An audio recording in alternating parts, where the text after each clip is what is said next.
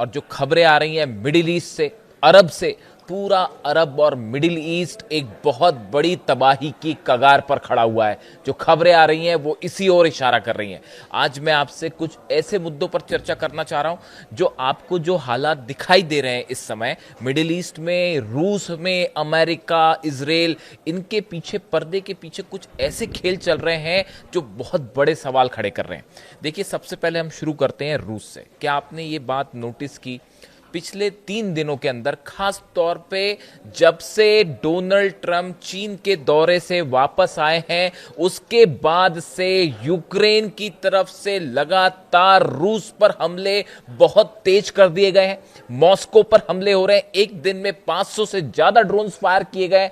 48 घंटे के अंदर 500 से ज्यादा ड्रोन्स फायर किए गए। क्रूज मिसाइल्स फायर की गई हैं। मॉस्को में रिंग ऑयल पाइपलाइन पर धमाका हुआ है, क्रूज मिसाइल गिरी है। देखिए, मैंने पहले भी आपको इस तरह का वीडियो बनाया है और यह बात आपको बताई है कि आप देखें, जब भी ईरान की तरफ से कोई एक्शन होता है या कुछ इस तरह की खबरें आती हैं कि ईरान की तरफ से कोई बड़ा कदम उठाया जाने वाला है, उसी समय रूस के किसी ना किसी ऑयल के ठिकाने पर बड़ा हमला होता है। क्या ये हमले डोनाल्ड ट्रंप के इशारे पर हो रहे हैं? बड़े सारे डिफेंस एक्सपर्ट इस बात को मान के चलते हैं कि मॉस्को पर जो अटैक हो रहे हैं, रूस की ऑयल रिफाइनरीज पर जो हमले हो रहे हैं, ये हमले डोनाल्ड ट्रंप और अमेरिका के इशारे पर हो रहे हैं और जेलेंस्की इसका मोहरा बने हुए हैं। जो हमले हुए हैं उनमें जो ड्रोन्स का इस्तेमाल हो रहा है वो तो खैर ठीक है ही, यूक्रेन की तरफ से स्वार्म ड्रोन्स का इस्तेमाल हो रहा है, लेकिन अब क्रूज मिसाइल्स भी फायर हो रही हैं और वो भी मॉस्को पे। ये सीधा सीधा इंडिकेशन है इस बात का कि डोनाल्ड ट्रंप दबाव बनाना चाहते हैं रूस को लेकर। अब आप जरा घटनाक्रम को समझिए कि कैसे घटनाक्रम होता है। पहले खबरें आती हैं कि मॉस्को के ऊपर अटैक हुआ है, अब तक का सबसे बड़ा हमला जंग के बीच का। मिसाइल्स गिर रही हैं, ड्रोन्स गिर रहे हैं। इसी हमलों के बीच में खबर आती है कि यूएई में, अबू धाबी में न्यूक्लियर प्लांट जो है अल धफरा में, बरका, उसके ऊपर ड्रोन अटैक होता है। 3 ड्रोन से स्ट्राइक होती है, उसमें से 2 ड्रोन हवा में तबाह कर दिए गए, तीसरा ड्रोन जो है उसके जनरेटर पर गिर गया। इसके साथ ही खबर आती है क्या कि इजराइल के बेत शेमेश में जो है वो सबसे बड़ी जो उनकी रॉकेट बनाने वाली कंपनी है, जो कि एरो 3 की मिसाइल्स बनाती है और रॉकेट बनाती है, उसके ऊपर हमला होता है और वहां पे इतना बड़ा धमाका जैसे कि कोई एटम बम फटा हो, इस तरह का धमाका होता है। क्या इन तीनों धमाकों के बीच में कनेक्शन है? मॉस्को पर हमले, नतीजा यूएई पर हमला, नतीजा इजराइल पर हमला। इस बात को समझिए। देखिए, ये कहानी सिर्फ ईरान और अमेरिका के बीच की नहीं रह गई है। चीन ने बड़ा झटका दिया है डोनाल्ड ट्रंप को और ये अब तक की सबसे बड़ी डिप्लोमैटिक और फॉरेन पॉलिसी की हार मानी जा रही है अमेरिका की। जब डोनाल्ड ट्रंप बीजिंग से वापस लौट रहे थे, उनका चेहरा बता रहा था कि हकीकत क्या है। दुनिया का सबसे बड़ा शक्तिशाली देश होने का ताज अब डोनाल्ड ट्रंप से चिढ़ चुका है और मैं डंके की चोट पर यह बात कहने के लिए तैयार। आज हालात यह हैं कि अमेरिका हुआ करता था सुपर पावर, अब नहीं है। और ये बात जिनपिंग ने साबित कर दी है, ये बात पुतिन ने साबित कर दी है और सबसे बड़ी बात, ये बात ईरान ने साबित कर दी है।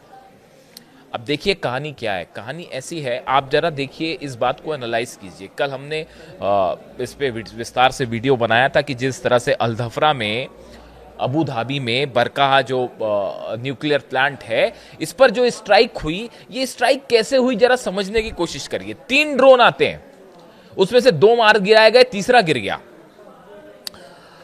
तीसरे ने जो है हिट कर दिया। अब ये ड्रोन कहां से आए?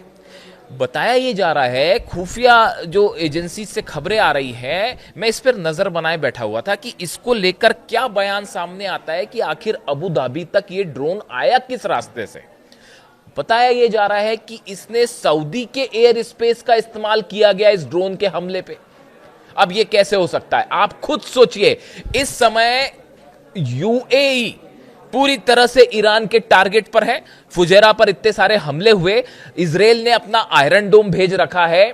आयरन डोम क्या इस न्यूक्लियर, इकलौता न्यूक्लियर प्लांट है मिडिल ईस्ट का, जो कि साउथ कोरिया की मदद से लगाया गया है और यूरेनियम जो है इसमें आदान प्रदान अमेरिका करता है। अब आप ये बताइए, क्या आयरन डोम सिस्टम जो इजराइल से आया है, क्या वो अल-दफरा में बरका न्यूक्लियर पावर प्लांट के आसपास आयरन डोम नहीं लगाया होगा? और नहीं लगाया तो क्यों नहीं लगाया? और अगर लगा था डिफेंस सिस्टम तो भी ये हमले कैसे हो गए? ये बहुत बड़ा सवाल है। सऊदी की एयर स्पेस का इस्तेमाल कैसे हुआ? क्या आप ये कहना चाह रहे हो कि हुतीज ने यमन से फायर कर दिए ड्रोन? इस जंग के हालात के बीच में जब सऊदी निशाने पर है, जब दुबई निशाने पर है, अबू धाबी निशाने पर है, और ईरान ये कह रहा है कि अगर जंग होती है हम पूरे यूएई को जला देंगे।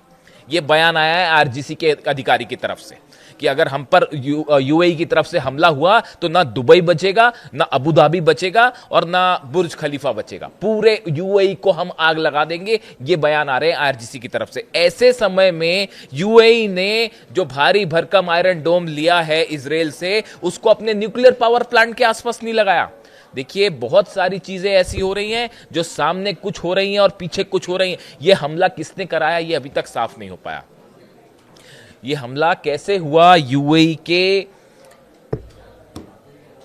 न्यूक्लियर पावर प्लांट पे, ये अभी तक साफ नहीं है। और अगर कोई कुछ क्लेम कर भी रहा है तो भी इस बात की कोई गारंटी नहीं कि वो बात सही है। आप खुद सोचिए, अगर सऊदी के एयर स्पेस का इस्तेमाल हो रहा है, कोई ड्रोन सऊदी का एयर स्पेस क्रॉस करते हुए यूएई में एंटर करता है और न्यूक्लियर पावर प्लांट पे गिर जाता है ड्रोन, और मिसाइल गिरेंगी तो फिर क्या होगा? अगर खुर्रम शहर गिर गई यहां पे तो क्या होगा? फतह 2 गिर गई तो क्या होगा? सेजिल गिर गई तो क्या होगा? तो पूरा न्यूक्लियर प्लांट टूट जाएगा, तो फिर तबाह हो जाएगा। अगर यहां पे अगर रेडिएशन हो जाता है यहां पे, तो बस सऊदी खत्म, मैप से मिट जाएंगे सऊदी और यूएई और आसपास के जितने देश हैं वो। पूरा अरब जल के खाक हो जाएगा अगर यहां से रेडिएशन हो गया तो। अब आप देखिए, कहने का मतलब यह है कि ये हमले किधर से हुए किसी को नहीं पता। इराक में 2-2 बेस चल रहे हैं इजराइल के, संभवतः पढ़ा ही होगा आपने। इराक में खुफिया तरीके से इजराइल ने अपने 2 बेस बना रखे हैं, एयर बेस। और आप देखिए, कई सारी स्ट्राइक्स जो यूएई में हुई हैं उसमें ड्रोन्स इराक की तरफ से फायर किए गए। आप समझिए इस बात को। ये हमले किसने करवाए किसी को नहीं पता, सच नहीं पता। हो सकता है इजराइल ने करवाए हो सकता है यमन से आया हुआ हो सकता है ईरान से आया हुआ, बहुत सारी पॉसिबिलिटीज है। पर्दे के पीछे बड़ा खेल चल रहा है जो कि समझना होगा।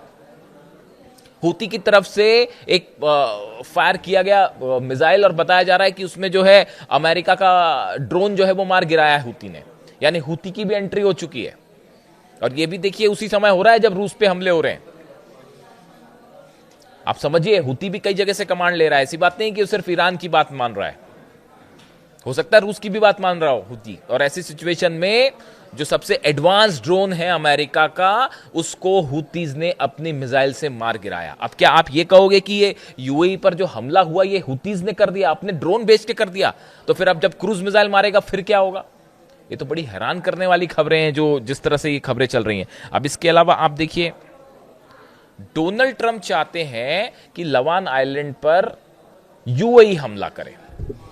ईरान का वो आइलैंड जहां से हॉर्मूज के पास का वो इलाका जहां से जहाज निकलते हैं, वो लवाना आइलैंड जो है, लवाना आइलैंड पे है, वो कब्जा करना बहुत जरूरी है। उसके बिना कोई भी मिशन हॉर्मूज में नहीं हो सकता। तो अब डोनाल्ड ट्रंप ये चाहते हैं कि यूएई हमला करे पीछे से। जो है थ्योरी आपने देखी होगी, कई जगह छपी है, कई अखबारों में छप गई है अमेरिका के और ब्रिटेन के, जो ये कह रहे हैं कि साहब ये थ्योरी चल रही है कि डोनाल्ड ट्रंप जो है चाहते हैं कि यूएई हमला करे, हम पीछे से मदद करें। यानी फूट डालो राज करो वाली जो नीति है, जो स्कूल में 4th क्लास के बच्चों को पढ़ाया जाता है, हिंदुस्तान में जब पढ़ाई होती है तो वो 4th स्टैंडर्ड के बच्चों को पढ़ाया जाता है कि अंग्रेज भारत आए थे, उन्होंने जो है फूट डालो राज करो की नीति अपनाई और आपस में लोगों को लड़ा के हिंदुस्तान पर राज किया। तो अब बस वैसे ही जो है वो मिडिल ईस्ट में हो रहा है कि आप सऊदी को ईरान से लड़ा दो, यूएई को ईरान से लड़ा दो, और बदले में ऑयल कैप्चर कर लो, नेचुरल रिसोर्सेस कैप्चर कर लो। और पर्दे के पीछे कितने सारे, कौन किसके साथ है यही क्लियर नहीं है साहब। कौन किसके साथ खेल रहा है, कौन किसके खिलाफ खड़ा हुआ है। सऊदी क्या करेगा इस पोजीशन में? अगर यूएई हमला करता है तो क्या सऊदी चुप रहेगा? कतर क्या करेगा ऐसे सिचुएशन में? बड़े सारे सवाल हैं जिनके कोई जवाब ही नहीं है। और हर आदमी यहाँ पे, आप किसी भी कोई भी घटना होती है आपको ये पता ही नहीं चल पाएगा कि इसकी हकीकत क्या है। वो इजराइल में जो धमाका हुआ, वो आपको क्या लगता है कैसे हुआ होगा धमाका?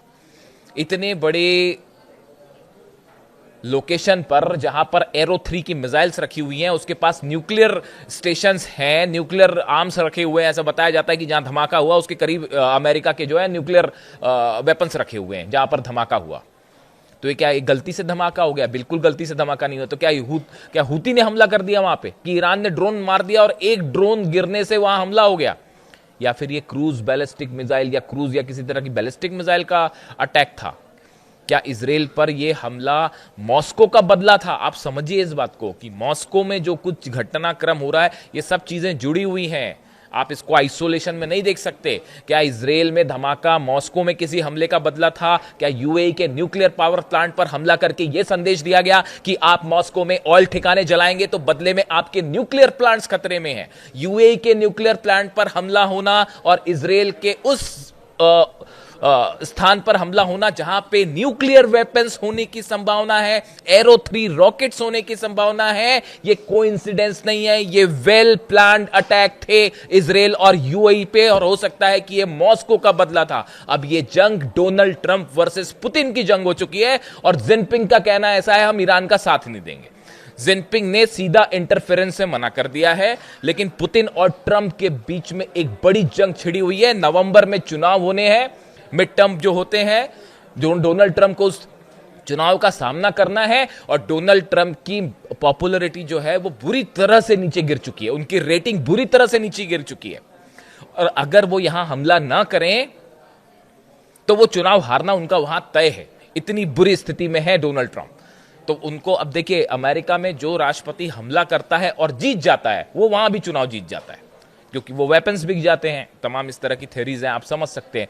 बड़ा डेवलपमेंट है मिडिल ईस्ट में, कम से कम 25 ऐसे प्लेन्स देखे गए हैं रडार्स पे जो कि मिडिल ईस्ट से अमेरिकन सोल्जर्स को लेके यूरोप की तरफ बढ़ गए हैं। वजह क्या है? हर उस लोकेशन से अमेरिकन सोल्जर्स को हटा लिया गया है जहां पर ईरान हमला कर सकता है। यह सबसे बड़ा संकेत है इस बात का कि जल्दी ही अटैक होने जा रहा है। पिछली बार जिस तरह से बेस जले, 16 बेस तो पूरी तरह से तबाह थे, तो अब फिर से कहीं ऐसा हमला ना हो, अमेरिकन सोल्जर्स की कैजुअलिटी होगी बिल्कुल, वो तो छोड़ेगा थोड़ी ईरान। तो ऐसे हालात में पहले उनको हटाने का काम शुरू हो गया कि कहीं अमेरिकन सोल्जर्स यहां ना मारे जाएं, तो उन्हीं जगह चीजों को रखा जाए जहां से अटैक करना है। तो ये एक बड़ा मूवमेंट है। उसके अलावा जो 5th फ्लीट है बहरीन में, जिसका हेडक्वार्टर है, जो पूरी तरह से तबाह किया गया था, वहां फिर सही किया गया। अब वहां पे बताया जा रहा है कि दूसरा एयरक्राफ्ट कैरियर भी जो है अमेरिका का, उसके आसपास 5th फ्लीट में शामिल हो चुका है। तो ये भी एक स्ट्राइक की जो है सामने की सीधी सीधी बात है। इसके अलावा देखिए, डोनाल्ड ट्रंप और नेतन्याहू के बीच एक हफ्ते में 2 बार फोन पर बात हो गई है, और जो पिछली बात हुई है, बताया जा रहा है कि उसमें यह प्लान तय हो चुका है कि अब क्या करना है। डोनाल्ड ट्रंप की सिचुएशन रूम में बड़ी मीटिंग है अपने अधिकारियों के साथ, जिसमें इस प्लान पर फाइनल मूवर होगी कि किस तरह से ऑपरेशन करना है। क्या खार्ग आइलैंड पर ग्राउंड ऑपरेशन करना है? क्या यूएई को आगे रख के हमला करना है? क्या नेतन्याहू के ऊपर छोड़ दिया जाए कि वो हमला करें, पीछे से बैकिंग की जाए? इस तरह की तमाम चीजें हैं, हो रही है, इस तरह के तमाम प्लान हैं। लेकिन ईरान की तरफ से एक ही प्लान है। ईरान की तरफ से प्लान बड़ा साफ है कि अगर ईरान पर हमला होता है, पूरे अरब देश एक बार फिर जलेंगे, 12 के 12 देश फिर जलेंगे। सब पर मिसाइल्स लोकेशन करके तैनात कर दी गई है। मिसाइल्स, जो इंफॉर्मेशन मेरे पास है उसके मुताबिक, कितनी मिसाइल्स कौन से देश पर गिरेगी, किस लोकेशंस पे गिरेंगी, वो सब का सब तय है। और इस बार पिछली बार से ज्यादा भयानक हमला होगा, क्योंकि ये बताया जा रहा है, डिफेंस सर्कल में इस तरह की चर्चा है कि अमेरिका जब भी हमला होगा वो एक बार में भयंकर हमला होगा। हमने देखा पिछली बार की एक मिसाइल का एक वेव आती थी, एक लहर आई, हमले हुए, फिर रुक गया, फिर रात को दूसरा हमला हुआ, फिर अगले दिन हमले हुए। इस बार ऐसा नहीं होगा, शायद ऑल आउट वॉर एक साथ होगा। नतीजा यह है कि ईरान की तरफ से पलटवार भी ऑल आउट हो सकता है। यानी हालात बेहद। और देखिए, दूसरी चीज मैंने जहां से शुरुआत की थी कि यहां पे अभी जो हालात है, मॉस्को पर हमले हो रहे हैं, क्या डोनाल्ड ट्रंप के कहने पर हमले हो रहे हैं? क्या मॉस्को पे हमले का बदला यूएई की तरफ से, यूएई में धमाका करके मैसेज दिया गया, इजराइल में धमाका, बेत शेमेश में धमाका करके दिया गया? बड़े सारी चीजें हैं। सऊदी अरब की क्या भूमिका होगी, यूएई की क्या भूमिका होगी, कतर का क्या स्टैंड होगा? एक मैप जारी कर दिया अमेरिका ने, जिसमें दिखाया गया कि ईरान पर सब 12 देशों की तरफ से आसपास से हमला होगा। कौन सा देश किस भूमिका में होगा, कुछ भी क्लियर नहीं है। इसीलिए बार बार मैं कहता हूँ, इसीलिए बार बार मेरा हमेशा ये बात, कई लोग मुझ पर सवाल भी उठाते हैं कि ये जितने बीच में चीज़ें हैं और जितने नेता इन्वॉल्व हैं, उसमें सिर्फ एक ईरान के सुप्रीम लीडर थे अली खामेनी साहब, जो मन में था वही बात उनकी जुबां पे होती, जो दिल में था वही बात जुबां पे होती। वो ना सुबह कुछ और शाम को कुछ और, वैसे वाले लीडर थे ही नहीं वो। आप उनकी पिछले 30 साल की स्पीचेस उठा के, मैंने तो जब से वो 1980 के बाद से उनकी स्पीचेस, जब वो सुप्रीम लीडर नहीं बने थे उसके पहले की भी कुछ स्पीचेस हैं, वो तब से उठा के मैंने उनको खंगालनी शुरू कर दी। आप उठा के देख लीजिए, हमेशा उन्होंने हर बात एकदम साफ गोई के साथ कही। वो इस बात को जानते थे कि सऊदी और ईरान को लड़ा के राज करने की कोशिश अमेरिका की हमेशा से रही है, और ये बात वो हमेशा समझाते रहे। हमेशा उनकी अपील रही कि जितने मुस्लिम इस्लामिक कंट्रीज हैं वो एक रहे, तभी मिडिल ईस्ट सेफ होगा। कब से ये बात कह रहे? 30 साल से वो इस बात को कह रहे। और वो एकमात्र नेता ऐसे थे जो उनके कभी ऐसा उन्होंने स्टैंडर्ड्स अपने ऐसे नहीं किए कि कह कुछ रहे और कल कर कुछ रहे। उन्होंने हमेशा वो किया जो वो बात को कह रहे थे। इसीलिए मैं हमेशा ये कहता हूँ कि इन हालात के बीच में जब ये ऑयल के लिए जंग देखते हैं आप, मिनरल अर्थ जो है, रेयर अर्थ मटेरियल, इसके लिए जो है हत्याएं हो रही हैं, 168 बच्चियों की हत्या हो गई, फिलिस्तीन में 30,000 से ज़्यादा बच्चों को आप मार चुके हैं। ऐसे जब डिसीजंस और इस तरह की जंग देखते हैं, तब फिर आपको महसूस होता है कि हाँ, वाकई ईरान के सुप्रीम लीडर एक ऐसे लीडर थे, सिर्फ उन पर यकीन हो सकता था, यकीन किया जा सकता था कि हाँ, वो जो कह रहे हैं वही करेंगे, या वो जो कह रहे हैं वो सच है, उस पर कायम रहेंगे। इसीलिए मैं हमेशा ये बात कहता हूँ। बाकी चीज़ें तो चलती रहेंगी, जंग होती रहेगी और ये खेल चलता रहेगा, हार और जीत का। लेकिन अली खामेनी साहब जैसे लीडर कम आते हैं, सदियों में एक बार आते हैं। खैर, तो देखिए, जो भी अपडेट होता है वो मैं आप तक पहुंचाऊंगा। हालात ये हैं कि अगले 24 से 48 घंटे में ये बात तय हो जाएगी कि ईरान पर स्ट्राइक कब होनी है, और जो भी अपडेट होगा आप तक पहुंचाऊंगा। वीडियो कैसा लगा कमेंट करके बताइए। Thank you so much.